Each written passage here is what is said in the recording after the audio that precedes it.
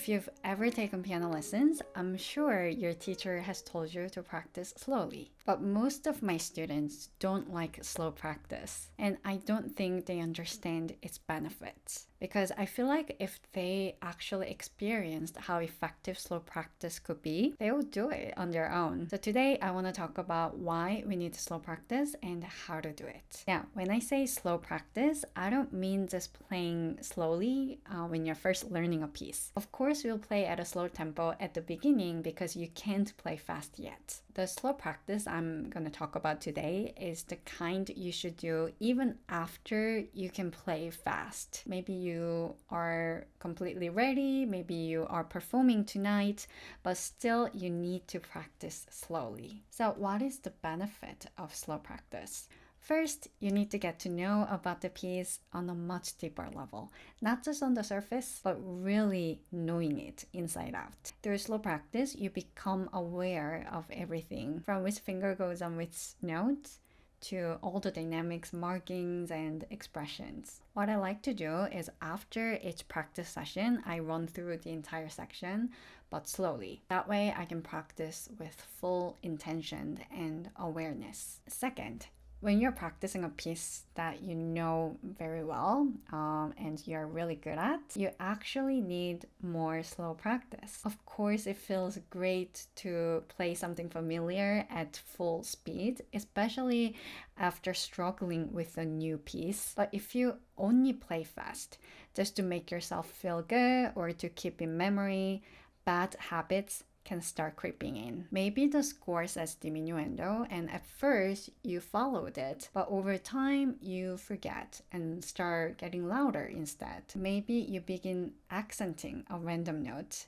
that's supposed to be soft. And very often I see the rhythm becoming strange, maybe because you stop looking at the music, you stop counting, you stop thinking, assuming that you know everything. I'll actually recommend doing about twice as much slow practice as fast practice. And even if a piece is memorized, try playing slowly while looking at the score because the music contains so much more than the notes. And it's very easy to forget about those markings. The third kind of slow practice is for musical expression, especially in technically challenging or fast parts. When things get fast or difficult, too hectic, it's easy to neglect the musical side. Musical expression can mean many things, but to put it simply, music always needs direction. Either it's going somewhere or returning back. That means when the phrase is building,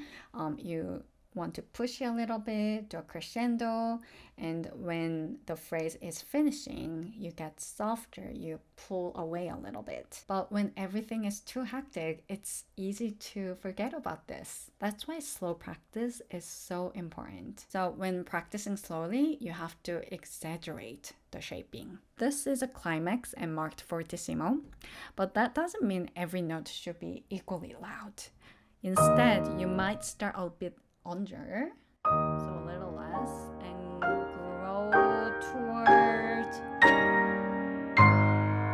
the C with the crescendo. And as you do it slowly, you really exaggerate.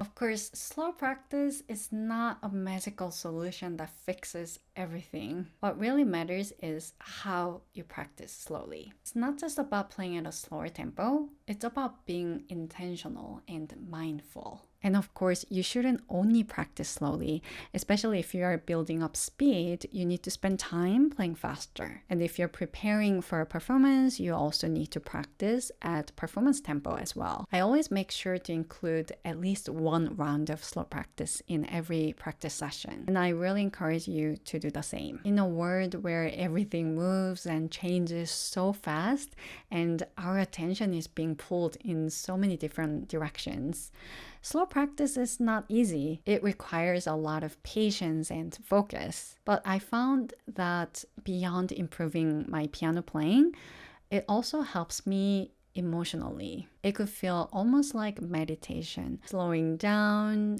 becoming aware of everything, and noticing things. After watching this video, I really hope you'll try adding more slow practice into your own routine. Thank you so much for watching, and I'll see you in the next video.